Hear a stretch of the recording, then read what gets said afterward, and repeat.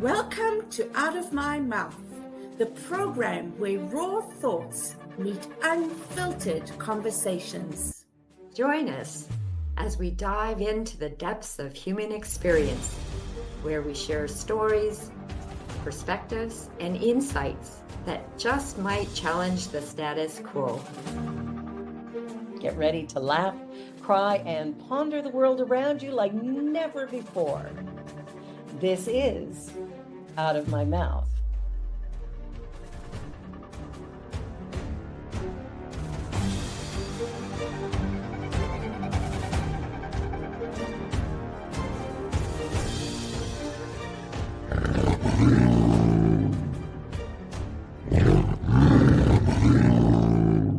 The views and opinions of our guest and hosts do not necessarily reflect those of New Thought Media Network, or any organization we may be affiliated with.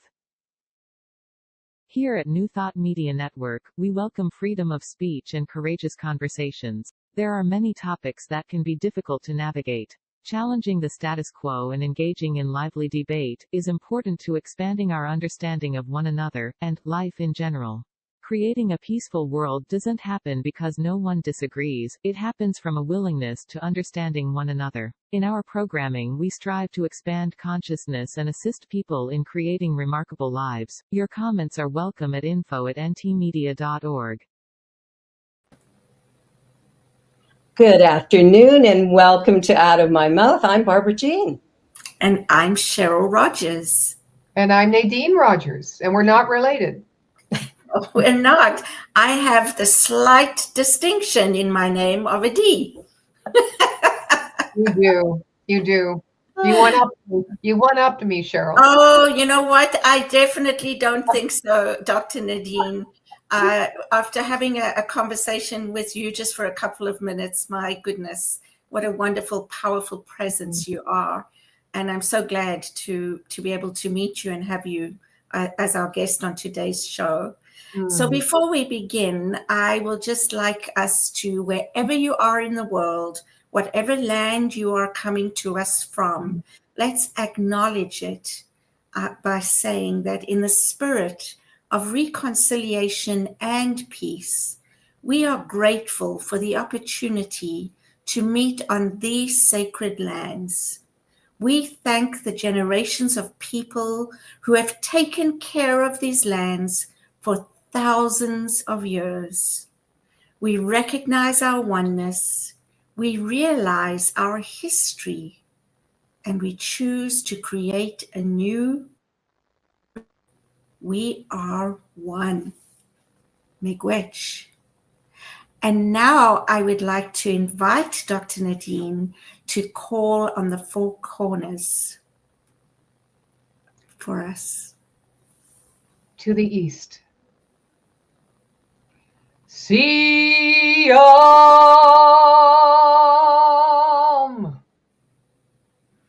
Om.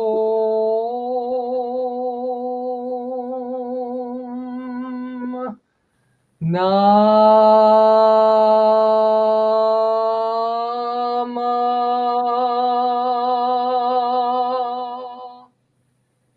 Shiva.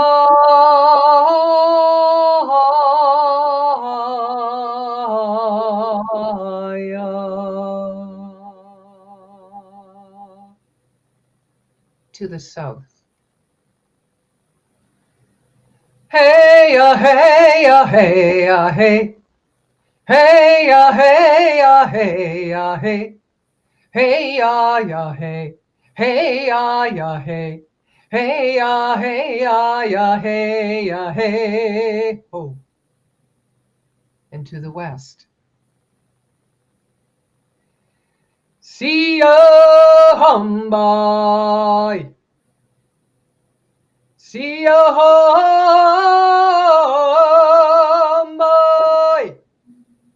Tutapulai. And to the north. Shalom.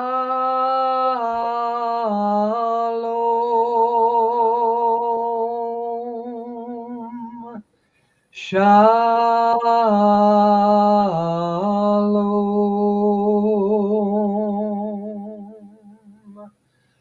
Let there be peace.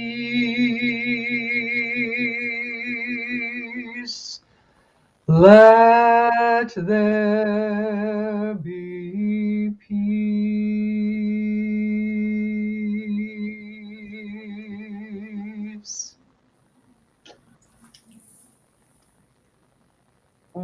Thank you, Nadine. Well, Reverend Dr. Nadine Rogers is a veteran speaker, workshop facilitator for the past 30 years, and is inspired by the belief that humanity knows that every individual has within them all the need to manifest a life of joy and peace and fulfillment and meaning. As past founding director of Calgary's former Joy of Life Centre for Spiritual Living and former staff minister, she brings years of brilliance. And I am so grateful, Reverend Nadine, that you are here on the show with us today.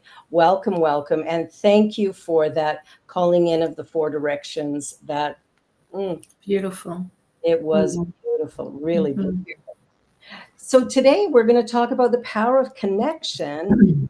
And one of the things that we thought about, it's coming into the holiday season, and people, well, I think sometimes people are a little bit nicer at this time of year, although sometimes they're a little more rushed and hurried and maybe frustrated and annoyed when they can't get everything done right. So I'm not sure where we want to begin, but let's try that.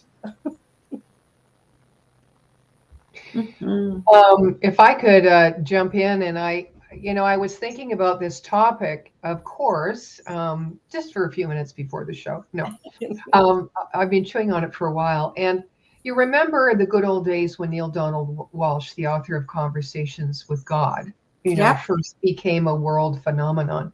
Yeah. And I remember, I love that first book. I remember he said something to this effect, and I do paraphrase. We don't need each other, but we need each other. Yes. And so when I think about the topic of the power of connection, it reminds me, we're talking about connection to others, but we're also really speaking of connecting to ourselves as divine humans, because everything moves out from in here. Right. So I think if we can maybe explore, for me, I'd be really interested to look at the connection from terms of inside out, because all of us, we teach and we live in the spiritual way, and we're very interested in metaphysics and wholeness and holistic living. And at this time of year, we are so focused on the outside and the busyness, and we forget about the internal need that each one of us has to be close to our own home, so we don't feel homeless. And then again, out there are so many more homeless, temporarily homeless folks. And how do we connect with them? Through connecting with that place and make sure we're filled inside so that we're not empty. So I think that's, kind of what I was thinking about today. Yeah, I love that. Because, we can't give what we don't have.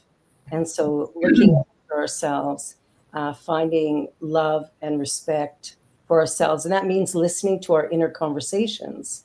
And this time of year, I think sometimes people can become a little bit perfectionist.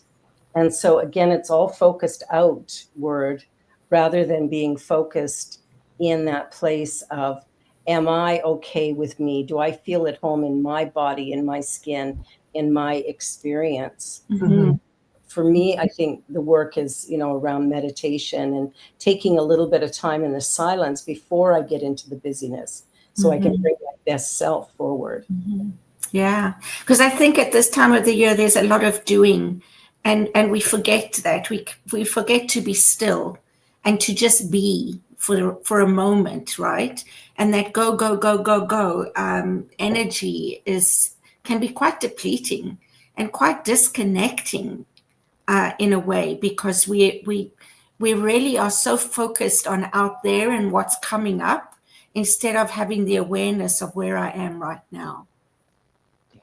And I think we all have something humanly in common about resisting going in, Mm. being still, being quiet. Don't we now, ladies? Yes. I'm going to be 71, and I'm like, oh, yes, I remember. Yes, I remember. Yes. You know what it is? It's being really intimate with self, Mm-hmm. with the truth of who we are. But what is our truth? The truth is the truth that what we believe and our identity, our ego believes this is the truth of me, or are we speaking of divine truth as wholeness, sacred, and Yeah. perfectness the way we are, and enoughness? So it's sometimes really hard to stop the busy mind and Mm-hmm. break into, increasingly hard because of the season and the commitments, and break in past the veil into the stillness, because sometimes we're afraid of what we're going to find. Mm. And Yes. often it's, maybe we could label it in part emptiness, loneliness, or even grief at this Mm-hmm. time of year. Mm-hmm. And that somehow we're not enough the way we are, that there's parts of us that are bad or wrong, but there are no bad and wrong parts. All the parts are actually necessary for us to live from our wholeness, to live from that divinity. We have to be accepting of all of us. It's a little like the yin yang symbol that is black and white and togetherness. And until we accept what we have judged as darkness, because I Mm-hmm. don't believe any of it truly is, until we accept that, we haven't done that deep inner work. But we can feel it when we do it. Like I could feel it with Cheryl, your opening, the way you did the land acknowledgement, and then, of course, going into the 4 directions. That took me into a really deep place. And of course, the song that you sung before the show started really took me there as well. So there's lots of ways of sort of going in and connecting and realizing our enoughness. Mm-hmm. I am enough, you are enough. Yeah. Absolutely. And I think as you're talking, Barbara, I'm thinking about how, being still doesn't mean being alone. It doesn't mean being separate. And I think sometimes it feels that way. And I think about even, being an immigrant, how sometimes one can feel homeless even in our own homes, right? Because we think about back home, even though we are home right here and right now. But Right. there's that connection and those memories, and just that energy from whence we come. And so just to be able to recognize that, to be gentle with ourselves, and just to understand that it doesn't mean that we're alone or that we're not home. Oh my, you bring up such a good part of this conversation, because Christmas time, Mm-hmm. we think of the memories, Yeah. right? Especially when we're older, we think of all that's gone before and that was sweet and that, brought us to life and that helped us transform our idea of Mm-hmm. who we are and what, how to see the world. We think about past, Yeah. right? And so when you think about past, what happens? You're in the present thinking about past, or are you in the past in the present moment? Mm. So I think the power of connection really can be found in both. Mm-hmm. When you are a part of that past in your memory, but also when you think about not being alone and coming home and being at home with self, that to me has to be done in the present moment. It Yeah. has to be present moment awareness and being conscious about all that I am, all that I have, all that is. And Yeah. I'm one with all of that here and now, and I'm enough as I am. You Yes. can't get that idea from the sweetness of enjoying the memories of the past. That's Yes. something else. They're Yeah. both important, Yes. always, right? I agree. And I think that once we are able to get to that point, Dr. Nadene, that you're talking about, with being connected and feeling at home within ourselves. I mean, to me, that things that I think about, isn't that the ultimate place we're trying to get to, each and every one of us, right? Yeah. Yeah. To feeling that all the time and not just some of the time. Because then we are at home wherever we are, no matter what. I kind of like, Cheryl, I kind of like most of the time, but not all of the time. I want to mix it up. I want to have the joy of moving back to that which I know is true, and then having the fun and the discovery and the insights that are born by the challenges of moving away from home. Right. Yeah. So this and again. Yeah. Exactly. Thank you. Thank you. Mm-hmm. And I saw the. I'm sorry. Go ahead, Barbara. Go ahead, Nadene. I'll get in a second. Okay. I was just going to say that I saw the intro the last time I was on your show. That tiger wasn't there. The roar wasn't there. The out of your mouth title wasn't there. And I'm like, what's happening here? So I'm watching this and I'm going raw vulnerability and topics and ways of looking at things that sometimes maybe are not popular, but make you question a little deeper, right? Yes. Yeah. So I want to just take that moment and applaud that you're doing this. And so with that, I just wanted to kind of move the conversation towards literal homelessness. Mm-hmm. Yeah. And our perception of the homeless. Oh, Yes. exactly. Yes. I've been fortunate enough to have some really good conversations with people that I've met on the street. And when we take the time to look in somebody's eyes and even just share a couple of words, the power in that is really remarkable. And I think it's a great opportunity to shift our perspective from, oh, I'm so sorry, or having sympathy, which I think is not particularly positive, but to have an uplifting conversation with somebody that acknowledges that they are enough, regardless of their current circumstance. I still see them as divine. And I think that is something that, we have to work on. I know I had to work on that, to not let my judgment come in. I don't know why this person's on the street or why they have no home, but what I do know is, sort of that divinity in me and the divinity in them is one. We're connected. I always like to make eye contact. And I remember we were doing an opening ceremony for a building, and we did the song by Karen Drucker and David Alt, I Stand Before You. And it was so powerful to stand in front of somebody and sing, I stand before you knowing we are one. You are the mirror of my soul. And singing that to some of the people were absolutely in tears. Some kind of looked away because it was so intimate. But it really was powerful, and it created an energy that even now when we walk into that space, there's just a love there that is really quite remarkable for any type of, it's a nonprofit, but for any type of business, that is.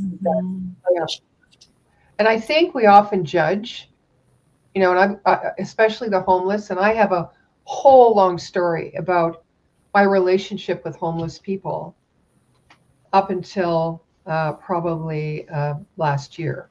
But the judgment keeps us safe. Yeah, Absolutely. It keeps us safe from looking at that within us that is alive but maybe unconscious, that we are seeing in someone else. It's the darkness that makes us afraid, that we don't want to touch over here. And you're right, it's hard to be vulnerable and intimate with that which you do not understand because you're afraid of it. Yeah. And I think, I don't know about you ladies, I've never been homeless. So I'm talking about as a privileged white person, white woman, I think we all are. Yeah. And so in a way, I think, oh, well, we really don't have a right to talk about homelessness, except that how, and how we started the show, because that I think we all have in common, no matter where we live or how much we own. But the idea of seeing, to your point, Barbara, seeing everyone as whole and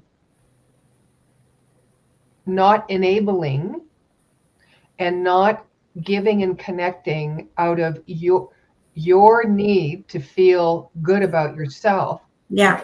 I'm not saying that the connection is conscious. Mm-hmm. You know, we all give to try to help. Mm-hmm. But the truth is we're helping. Our helping makes us feel better. Does it really help? Because do we really know? Yeah. It's like my mother, she always used to make my clothes. Was an only child. And I moved away at home from maybe 15 years of age. And at 20, I was still receiving homemade Vogue patterns. You know, those shifts. And I'm like, does she even know who I am? You know, we give gifts to people we think they like. Yeah. You know, We do that all the time. so how do we become more conscious about the power of the connection with the other, which basically is that within ourselves that we are not connected with ultimately? Yeah, absolutely. So how do we do that? Let's use the homeless for now as an example. Yeah. Yeah. How do we create a more powerful connection? You said looking in someone's eyes, maybe touching, maybe listening instead of speaking a lot like I'm doing right now. I met a lovely woman on the Stephen Avenue Mall in Calgary. I was walking with my son, and she was, you know, pushing her buggy of possessions and was asking people for change. And so, you know, I stopped and started chatting with her and, you know, reached in my pocket to give her some money. And she just said, you know, why are you being so nice? And I went, but by the grace of God, I could be you. Circumstances could change. I don't know. We never know what tomorrow brings. And she talked about how people would spit on her and would tell her to go get a job, like just being mean to her. And, you know, I just took the time to chat with her. I always, when I'm giving the gift of money, if I can, I always hold their hand. In my mind, I'm not so much giving money, I'm giving love. I want that energy of love to be the reason that, and just, and for love, what I mean by that is oneness.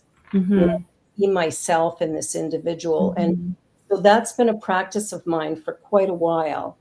And sometimes when I'm out and about, because we do have a huge problem here in Toronto of so many people who are without housing.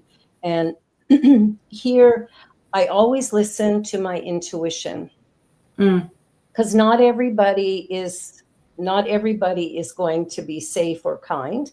And so listening to my intuition in how we connect always makes a big difference for me as well. It's like somehow I know that I want to have a conversation with this person, but I always say something and I always look in their eyes. I always want to just connect. And I think when I first started doing it was really about healing a part of myself. And that was in Calgary. And I just had this intuition to give. And as I was doing as I was walking, I took the bus downtown and I was getting off and I'd taken some change out because I thought there's somebody who's going to need it. And there was a man who was walking up the street. He was obviously intoxicated. And I had been married to an alcoholic. So I had a big fear of anyone who was drinking a lot. And so I'm walking along and I could see this person ahead of me and people are really avoiding him. And when he came to me, I took his hand and I put the money in, and it was the first time I'd ever done something like this. And I made him look up and I said, have a most beautiful day. And I walked away. And that was a healing moment for me.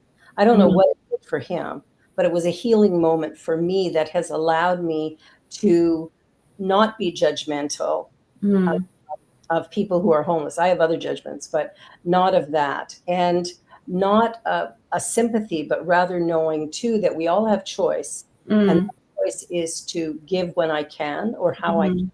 But part of my giving is to give with a connecting sense of, but by the grace of God, I could be you. And so I want to honor who you are. And, who knows what that does for another person, but I want to see them. And hopefully they see something in themselves from that. Can I, if I might, I wanted to just jump on that statement there for the grace of God. Why? I had alcoholic parents, and I became a very functional workaholic alcoholic. Yeah. And when I was 33 in Calgary, it all happens in Calgary, Barb. I was at the height of my dysfunction. I was breaking down to the point where I could not hide it anymore. Right? Side note, the homeless don't hide it. No. Their mess is out there. Yeah. Our mess, we hide quite well. Yes. Right? For the most part, we protect it so people don't see it. Think about those people. During the time they were homeless, everything is out for everyone to see. Yeah. In a world where we do anything to try to be seen and heard for who we are, and then we do everything to not be seen for who we are because we think we'll be rejected. Absolutely. I mean, it's a real paradox. So here I am, the night of what I call my breakdown breakthrough. I'm not going to tell you the backstory. I'll just tell you the important part. I'm walking on the street, no shoes, winter. My pockets are full of money from a restaurant that I was running. I just had a big blow up in my friend's apartment. So I'm out of there and I'm drunk. I'm walking on the street and there's a man going like this, walking on the other side of the street, right? And he goes, "Hey lady, can I help you?" And I'm like looking at him like, are you kidding me? I am me and you are you. Have you seen you? Have you seen me? That in my drunk, no, we were both drunk, okay? I failed to think about that in the moment, but I still had that arrogance and that entitlement. And so what happened was, long story short, I passed out. So I said to him, no, or, something like that. I passed out. I woke up and my head was in his lap. He was stroking my hair. And I looked up into his eyes. And I said, Barbara, there go I. Not there, but for the grace of God. There go I. Yeah. I saw in that moment that I was no different. Exactly. That was a hugely transformative moment. And I took myself into the YWCA and I lived in a room for 9 months and ate out of vending machines. And then my clown, lovable Louie, the hobo clown, was born. Oh, I love Louie. So I ended up becoming that man for 23 years. Wow. And I worked through the part of me that was separate. And I mean, I just started working through it. I don't mean to say I've done it. I'm done. Oh, look at you. Aren't you smart? Look at that. And it was profound. And yet, Barbara, and yet, let me tell you, to be honest, my confession is I still, on my bucket list, this is it. I want to be able to walk down Leon Avenue in Kelowna and be able to take someone's hand and look in their eyes and not be afraid. I am still afraid. Wow. And I'm like, how is that possible? How is that possible? What am I afraid of after all these years of doing this deep work and the shadow work and the clown, the teaching it? And I'm like, what's up with that? Yeah, that's remarkable. That is remarkable. But we do have our fears. And I think we need to acknowledge those as well and use them as an avenue to go inward, to begin to continue, because we're on this path. We're still continuing to unpeel all layers of our identity because we haven't touched it yet. We have moments of So profound true. awareness, and then, okay, well, we're going to come back. We're at the halfway point. We're going to take a commercial break. We have so much more to talk about. So don't go away. We'll be back in just a moment with Out of My Mouth on the New Thought Media Network. Please help us say thank you to our organizational sponsors, including the Hepperlin Foundation, Affiliated New Thought Network, International New Thought Alliance, Science of Mind Archives and Library Foundation, Center for Spiritual Living Denver, Center for Spiritual Living Midtown, New Thought Philadelphia, Planned Happiness Institute, Summit Center for Spiritual Living, One Heart Retreats, Center for Spiritual Living on the Lake, Unity Spiritual Center, Kitchener, Om Center for Spiritual Living, La Mesa, Satya Center, Center for Spiritual Living, North Jersey, Unity of Savannah, and Center for Spiritual Living, Seattle, as well as all of our individual donors. Thank you for making New Thought Media Network a place to be. Please come be you. And remember, like, share, and subscribe. New Thought Media Network, positively inspiring.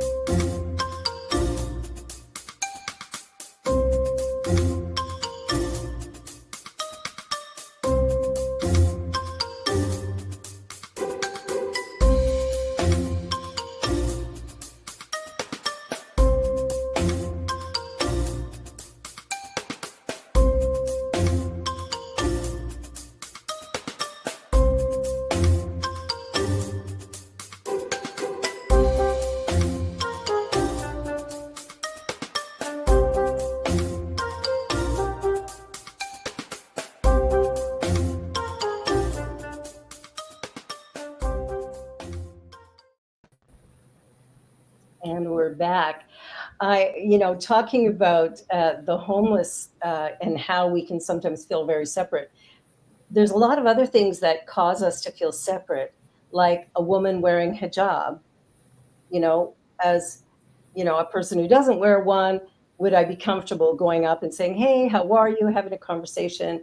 Or language barriers. We talked a little bit about that when we don't know the language. And I think there's a number of other things. The color of our skin, we might feel like, oh, I don't know if I can connect with this person because somehow they're different. And I think that's what creates a lot of the ideas of division and separation, is that we're not allowing ourselves to see past these illusions of walls, them in our own mind, and then standing with them. And my daughter was telling me about being at a park with her grandson, and another woman was there with her children. And so she sat down beside her and started having a conversation with her. And the woman drove her back to our house. But what was interesting was the woman said to her, I'm so happy somebody would talk to me, because she was in the hijab, and most people will, unless, they're dressed the same way, have the same religion or upbringing or culture, they won't talk to her at all. So she found it really enriching that the young Canadian woman would actually sit down and just create a conversation. So there's a lot of perceived walls that we could break down within ourselves by stretching a little bit, but it comes back to what you said at the beginning, Nadine. The connection has to start here. We have to know we're enough before we can really put ourselves out in a new way, I think. Yeah, and I think it's important as well to be curious in a loving, respectful way, right? Because there's often things that we don't know about with different cultures, different religions that stop us from communicating. And maybe if we were just curious in a respectful way, people might not be offended, right? So I'm trying to think of an example, but I know, for example, in some African cultures, looking someone in the eye is hugely disrespectful, right? So we may think, oh, that's a good thing to do. And then we may come across somebody who really feels disrespected and uncomfortable because we've looked them in the eye. So just being curious a little bit about who are they and, you know, where they're from. And then as I say that, I also recognize that we also, because of the color of somebody's skin or because of what they look like, we assume, or we can assume, they're from somewhere else and they were actually born here. Exactly. You know, so there's this whole oh my gosh, you know, I think like dichotomy, Dr. Nadine, you used that word. And so it's really just about, I think, being authentic, being respectful, and being willing to be vulnerable. Yes. And, you know, in the spiritual teachings, the principle is you know, there is no other, right? And you've said that a number of times, Barbara, about one. We're one. We're one. There is no other. So how we see ourselves is how we see the world. And so that's scary. Well, all right, time for confession. But, you know, so the work is always here. And you know, Dr. Ernest Holmes, who created the science mind and spirit, would always remind us that we cannot change what happens in the level of condition on that level. We have to go back to what caused our participation, or the way our participation is our perception. Yeah. Because that's a very busy thing. That's action, because everything's energy. So if we perceive something, we are actively energizing our communication and our thoughts to another person just through our perception. Yeah. So that's where the work is. Yeah. It's all inner. Yeah. It's, you know, we tend to identify ourselves based on, you know, our experiences and our feelings and our thoughts, when we are not our thoughts, we're not our body, we're not our words, we are so much more than that. Exactly. And winter time and Christmas, and when our emotions are rife, everyone's emotions are up. Right? And the cold, it is a time to turn in. It is a beautiful seasonal opportunity to ask some deeper questions. And just listen for the answer. Don't push, don't force, don't threaten, don't barter, just listen and know that in the right and perfect time they will emerge in a manner in which you will be able to hear them and accept them for yourself. I love that. I love that. One of the things that I've found in the work that I do with so many different cultures is I read voraciously. Books, you know, based on, you know, the Indigenous experience, reading and educating myself so that I can begin to have an understanding of something else. I've read a number of books around, you know, the slavery that happened in both Canada and the US. And looking at things from that perspective allows me to get a deeper understanding, to have an idea of, you know, a very simple, basic idea of Buddhism and, what is acceptable and what is not. And then learning how to allow myself to be me and to meet other people and greet other people in a way that they feel the love that I have within. And I can only do that if I've centered myself within myself and feel good about where I am in that moment. That's the only time I can truly give that loving energy. And what I've noticed is it's always received joyfully. Yes. And it's always understood and recognized. There is no question or doubt, is there? None. No. Yeah, it's really, really beautiful. And can I do it 100% of the time? No. No. Good. I have my where I'm under. Yeah. Go ahead, Cheryl. I hear you, Barbara Jean. And then I go to also, I keep thinking about how at times I've made assumptions about people. And, and done certain things. So, for example, I walk into a shop and I see a homeless person sitting outside, and I'm thinking, what can I do for this person? It's a hot day. Let me at least buy them a 6-pack of water or something, right? And then I come out and I go past, and this really happened.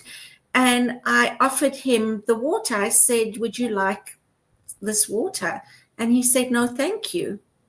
And so I have to respect that, right? And I have to make no judgment about that, be okay with that. Absolutely. Right? And I've done that before with food, with muffins or, with whatever. And I remember doing that in Toronto one time. And the guy looked at me and he said, thank you so much. He said, I don't eat those, but I think, I can give this kind of thing.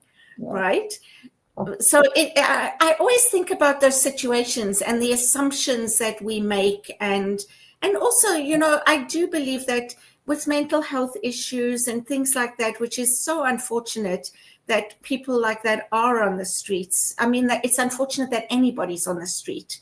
But when it comes to mental health and people landing up in jail and all those kinds of things, and people being so unkind because of the response they receive from an individual, to me, that's also where the work needs to be done, is to recognize that this is not personal, right? And to be able to look at them and like you say, we are one, and look at, I often walk around and say, I am you, I am that, right? I think the Moses Code was about, instead of saying, I am that I am that I am, right?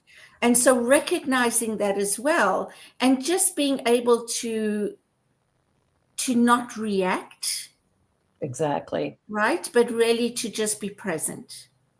Another dichotomy, though, in what you said, Cheryl, very beautifully spoken, is that it's never about us, but it's always about us. Yeah. Right? So don't take everything personally, but look inside to see what within you participated in causing this experience, because it takes two. Yeah. Right? Yeah. Yeah. And I do a little bit different is I never assume what they need. If I'm going into a store, I'll sit back and say, I don't have any cash, but can I get something for you? And they'll tell me, oh, I'd love some food, or I'd love some water. I'd love a soda, whatever. And then that's what I bring out.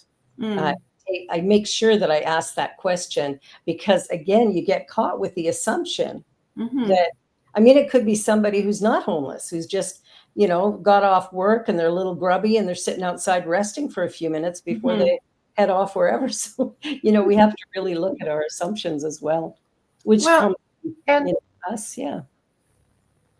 Go, Dr. Nadene. Thank you. I'll never shut up. You got to just cut me off.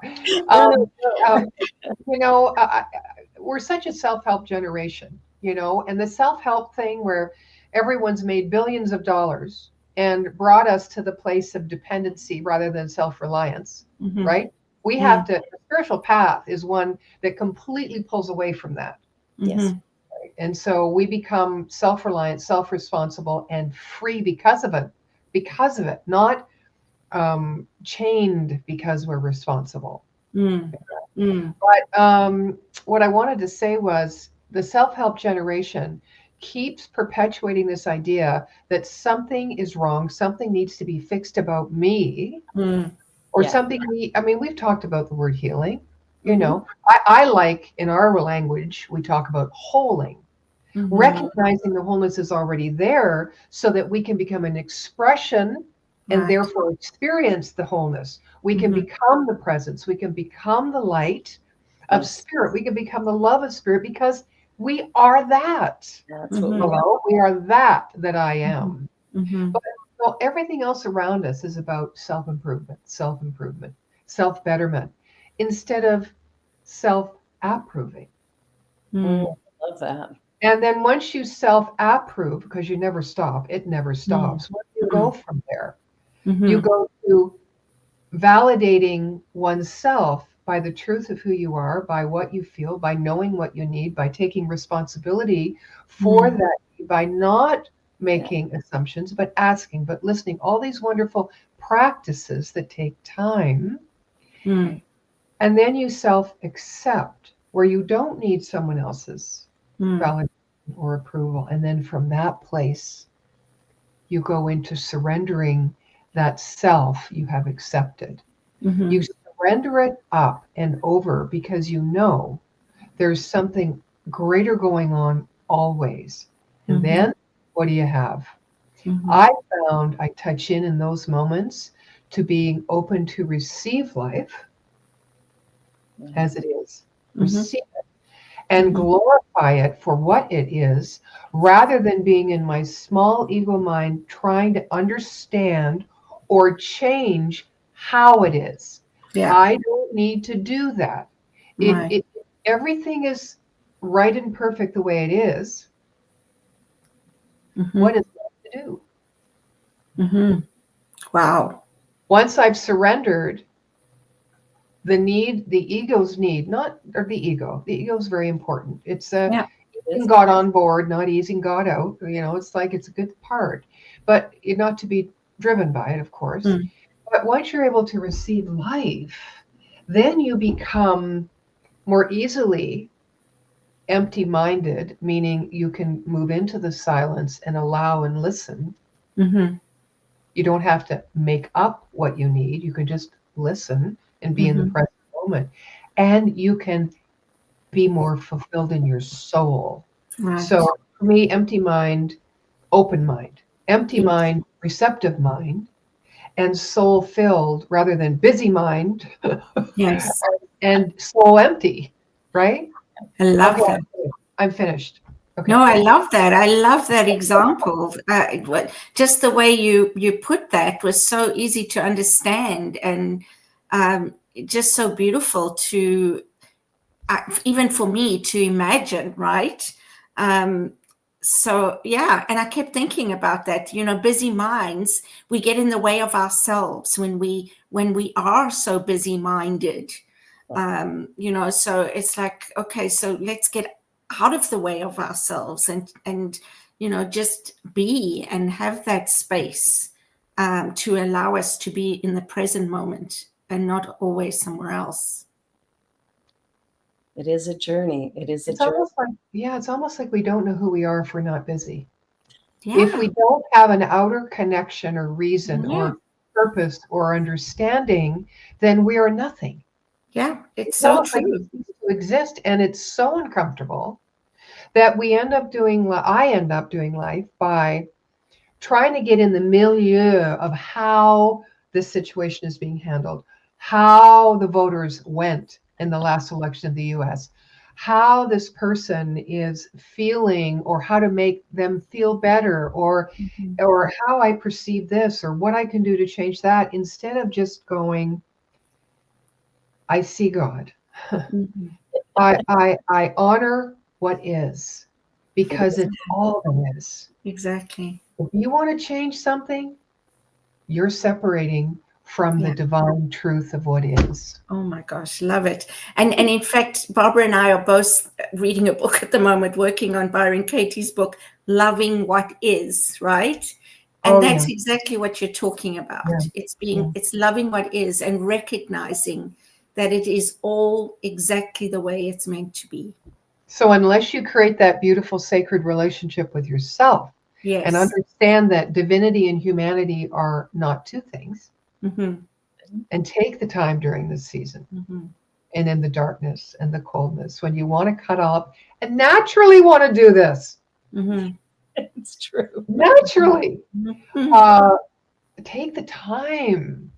And if you don't do it this year, it'll come back around next year. Absolutely. You'll always have an opportunity, right? To work on that relationship so that you can be the presence rather than try so hard to find it. Yeah. And be okay with it, right?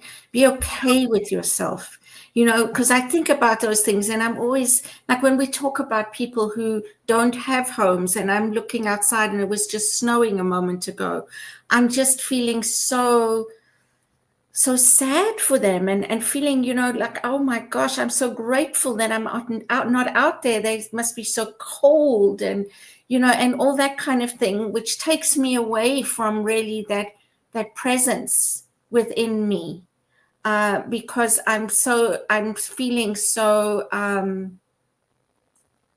I suppose, worried, concerned. I don't know what it is. And for me, it's, where can I make change, right? And the only change that we can make is on ourselves. And the more we do in changing ourselves, I think the more it impacts our environment, the space around us, the community around us. And so because we are one, it's all connected, which is, I know there's other ways to give back, kind of things, but recognizing that guilt and shame and all those things don't serve me either. They don't serve. And that, by its very nature, the universe is not only friendly, but it's abundant. And how does that show up in your life? And when we can see the truth of us and our enoughness, we can look out and know, the power of the mind, the energy of our thought, of our prayer. Exactly. We all know is tantamount to creating the change, and where miracles, so-called miracles, will happen. We call them ordinaries, right? But because it's just the law of cause and effect in action, right? It's just that which is unseen becoming visible by means of the power of our intention and exactly. And if we were all just a little kinder, even, or just a little, of those kinds of things, what a better world this would be, and how much more connected would we feel? I don't know time-wise, but I have another quick little story to share. Can I do that? I was in Yelapa in Mexico, staying in Puerto Vallarta. We took this little motorboat to Yelapa, and it was about 25 years ago. My friend and I, her name is Tracy, we had a lovely day on the beach. It was quite a remote beach, where the ladies with the pies, the homemade fresh coconut cream and the lemon meringue came. And, in those days you could be in your bikini and eat 3 slices and you never saw any difference, right? So anyway, the night was falling. We get back in the little open motorboat to go back to Puerto Vallarta. It's about an hour's boat ride. And coming up are a couple of the island native young boys and a couple of men carrying this screaming man towards us. And he was, unshaven, long hair, hardly clothed, obviously not in his right mind. 25 years ago. And I'm in the boat going, please go faster. Please go faster. I don't want, he's heading for the boat. I don't want him on the boat, right? There was only one seat available in front of me. Well, sure enough, they get him on the boat. I am mortified and completely scared, and I've answered my own question. I'm afraid of being hurt, hit. I'm afraid of being hit. And by someone mentally unstable. So he's sitting there and he's screaming, yelling, and I'm like this. And my friend, I've got her by the back, and she's moving forward toward him, and I'm trying to pull her back, right? And she leans in and she looks at him, Barbara, just like you were saying. And she looks at him in his eyes, and she followed them because he was all over the place, right? And she said, "What do you need? What can I do? What do you need? I love you." And his whole demeanor just came in. It became peaceful. And she held his hands and looked into his eyes. And I thought, what an incredible act. Yeah. It wasn't an act of kindness. It was a genuine connection to that within her that was alive within him, no matter what the appearance, Exactly. the perception. And boom, it was done. So can we approach ourselves like that? Yeah. Can we judge ourselves? Can we approach our family members, our politicians, the people on the street, anybody? Yeah. It starts to make us feel uncomfortable for whatever reason. Yeah. I love that story. Come from that place. It's beautiful. We're down to our last 3.5 minutes, believe it or not. It goes really quickly. Final thoughts. Anything that you think would be great for people to take away from this conversation? Nadene, what would be one thing? Can I go last? Sure. Cheryl could go first. Yeah. Well, just that one question, what do you need, is so appropriate in so many different situations.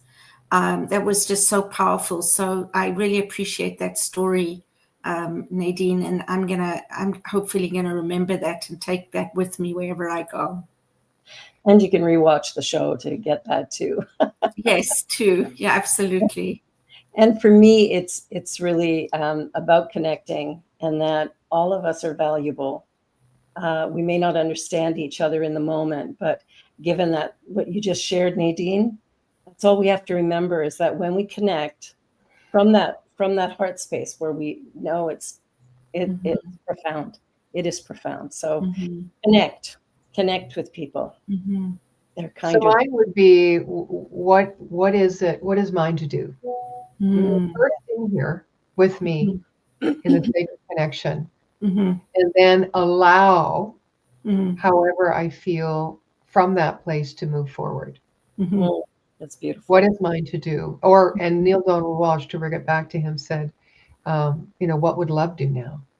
Yes. And I always used to think that meant my actions should be more loving. But then I realized it meant, how can I love myself in a manner where I don't project something that is not true? Beautiful. Gorgeous. And we were going to end today with a little bit of music. Oh, yes, ma'am. Okay. This little light of mine, I'm gonna let it shine. This little light of mine, I'm gonna let it shine. This little light of mine, I'm gonna let it shine. Let it shine, let it shine, let it shine.